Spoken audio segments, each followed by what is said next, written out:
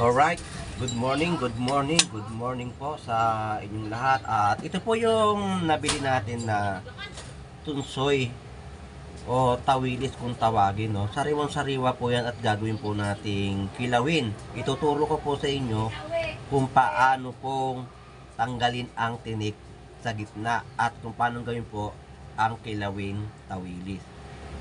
So, ito po kakaliskisan po muna natin, tatanggalin po natin yung ulo at buntot, pati yung tiyan, at tapos yung pinakatinik po ay ituturo ko kung paano po tanggalin.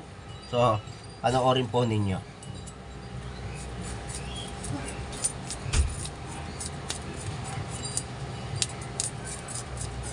So, ganyan lang po, tanggalin po natin yung mga kaliskis ng tawilis, no? So, ihiwain po natin yung ulo. Yan, sariwang-sariwa po yan nung nabili po natin sa Malabong Fish Market. Tapos pati po buntot at yung katawan po, ayan po, ganyan po yung paggagawa po ng kilawing tawilis. So ganyan po yung pagtatanggal po ng tinik. Hindi po kayo maano dito na matitinik po, no? So ganyan lang po yung kasimpleng paggawa po ng kilawing tawilis. So ayan po yung pagtanggal ng tinik, no? Ayan po, oh. So tanggal na po ngayon yung tinik sa gitna. Ganyan po yung pagproseso ng paggagawa ng kilawing tawilis, na tanggalin po yung tinik sa gitna. Hindi po kayo matitinik dito dahil ang tinik po nito ay hindi nakakatinik sa daliri. Ganyan po, oh. So pagpatuloy na po natin ang paggawa po ng ating kilawing tawilis at hiwain po muna natin lahat.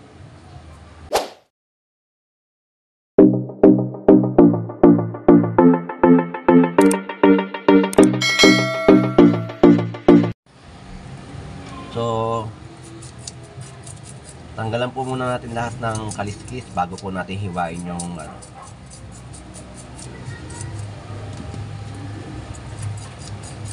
Mabilis lang naman po ang pagtatanggal ng kaliskis nito. Basta sanay na po talaga tayo magawa ng mga ganitong klase na kilawin. Masarap to, no? Kasi talagang tsaka pag gagawa ka nito, kailangan sariwang-sariwa yung mabibili mo na tawilis. Kita nyo naman po, pagka tinatanggal na po agad ng kaliskis, talagang lahat po ay sumasabay.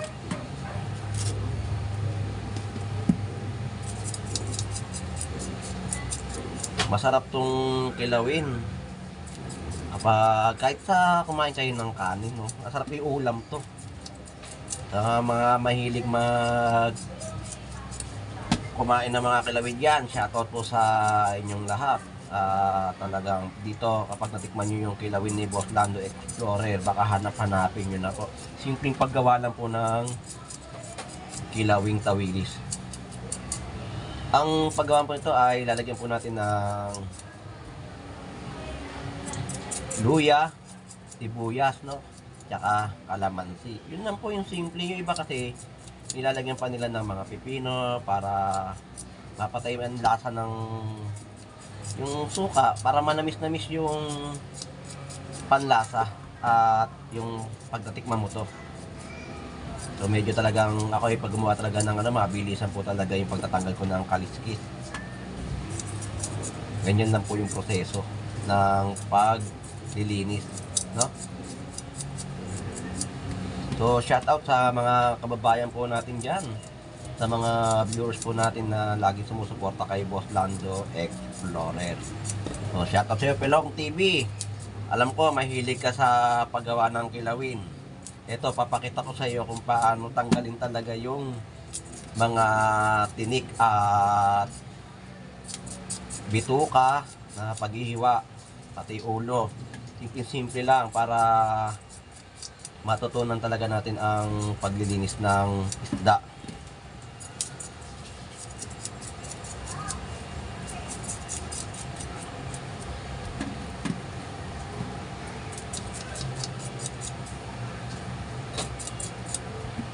Shout out sa OFW natin mga manonood po dyan.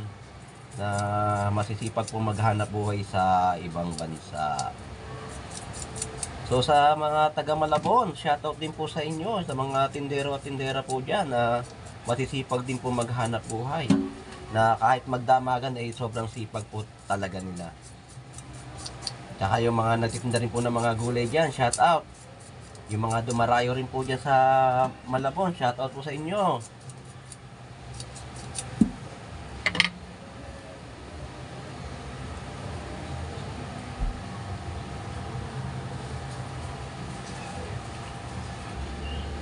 So, umpisahan natin yung pagpuputol ng ulo, no?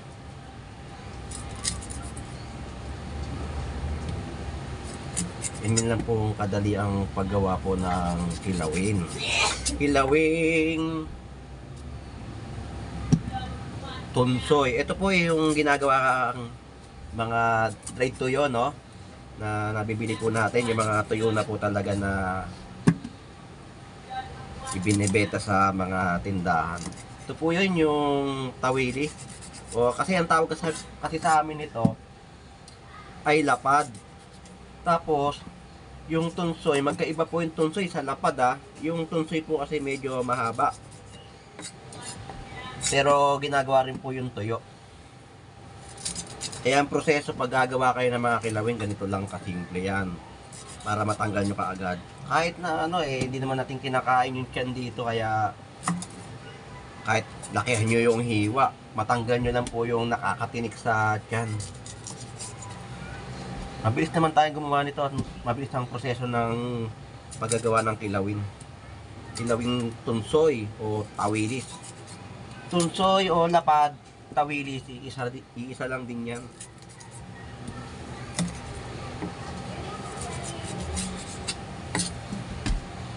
Sarap to kapag may isang boteng alak, no? Talagang panalo sa panlasa ng mga manginginom. Eh nga, ito ay paboritong nilang pulutan. Ito, hindi ko naman to na pulutan, no? Ito ay ibibigay natin sa kaibigan natin na kasamahan din natin sa trabaho. Yung mga kontraktor, at papatikin ko talaga sa kanina kung paano ginawa ni Boss Lando Explorer tong kilawing tawili. Kasi hindi pa raw sila nakakatikim nito eh. Ang natitikman pa lang daw nila dilis, tapos tanigi. Ayun ang masarap, kilawing tanigi. Yun ang pinakamasarap na kilaw kasi yun eh malambot laang, talaga mabilis maluto. Yung mga tuna, ganun din, natitikman din po nila yung mga masasarap na tuna na kilawin, mga ginagawang sashimi, di ba? Ito, ngayon lang nila matitikman tong kilawin ni Boss Lando Explorer na maiingkayo ka talaga sa sarap pag natikman mo to. At sabihin mo, Boss Lando, isa pa, paggawa mo uli kami ng kilawin na yung pinakamasarap na menu.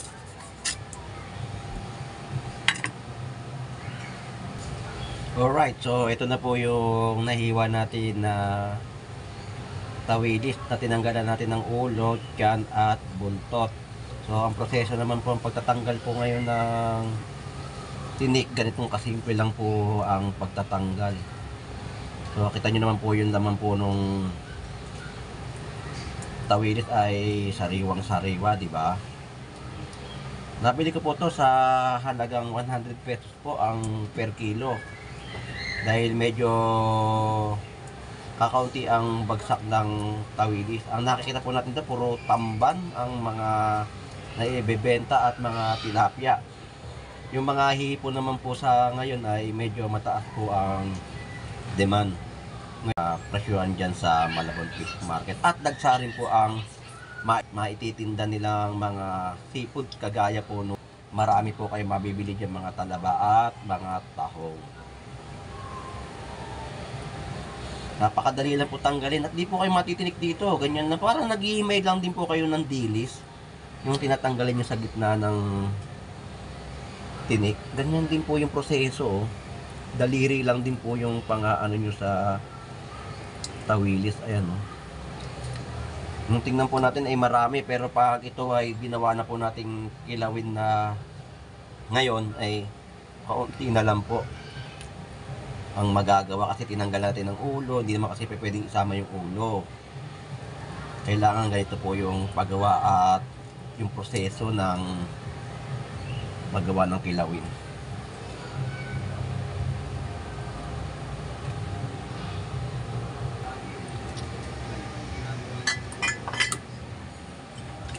Alright, lalagyan po natin siya ng suka, no? Huhugasan po natin sa suka itong tawilis. At pipigain po natin siya para mawala po yung kanyang lansa, no? Ganyan lang po yung pagproseso po ng paggagawa ng tawilis kilawin. So, ayan po, pipigain po natin siya at ilagyan po natin ng suka. Para kapag nilagyan na natin sa isang lalagyanan to ay titimplahan na po natin ng kalamansi, sibuyas at luya. Ganyan na po kasimple ang paggagawa na, no? So pipigayin na po natin yung ating ginawang tawilis.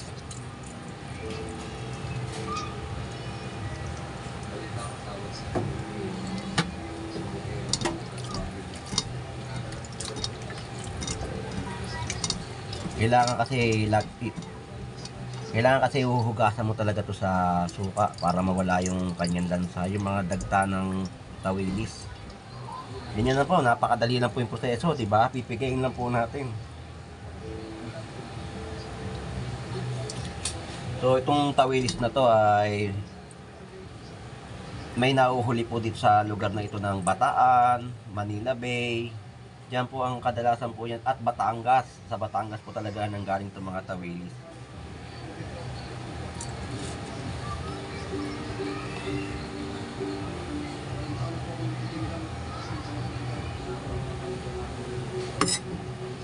So pipinuhin po natin itong luya para ilagay po sa ating tawilis. Ito po kasi yung mga sahog. Kailangan po nating hiwain ng maliliit.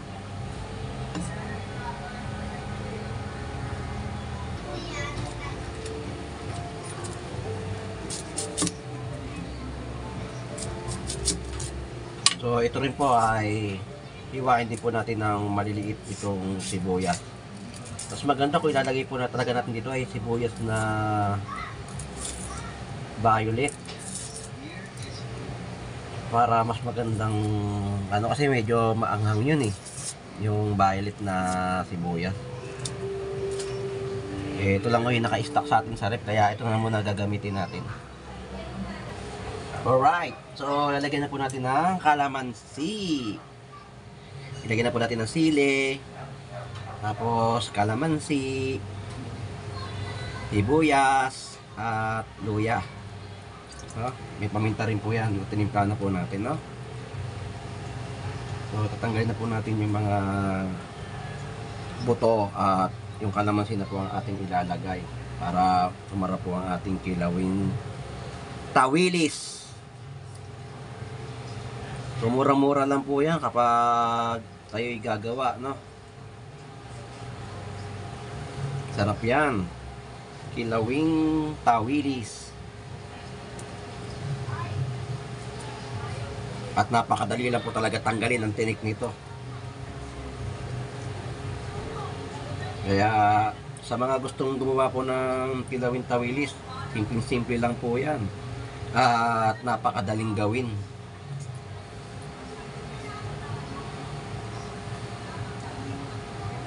So pag natikman nyo talaga itong luto ni Boss Lando na kinilaw, ay sigurado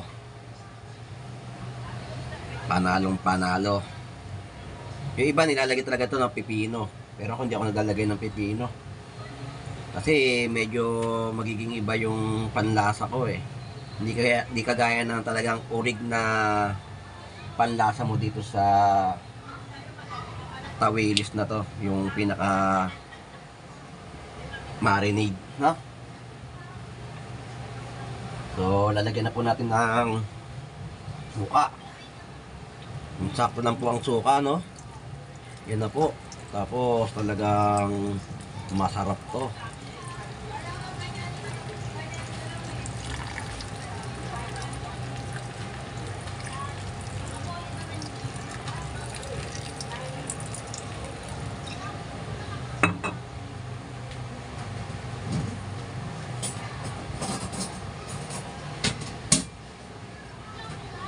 So, haluin na natin ang ating ginawang kinilaw. Kinilaw na tawilis ni Boss Lando Explorer. So, ibababad lang po natin siya, tapos ilalagay na po natin siya sa ref para mas malasa. Maya-maya po lamang ay pwede na siyang kainin, no?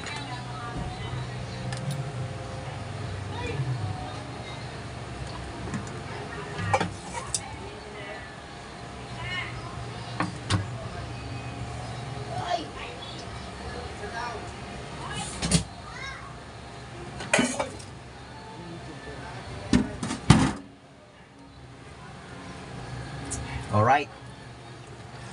So, ito na yung ating ibababad na kilawin for ready to fight.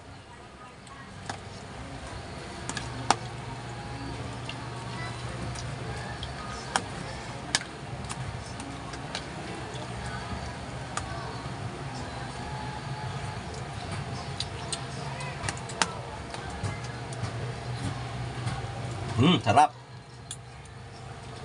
Grabe. So, yan po yung kilawin ni Boss Lando Explorer.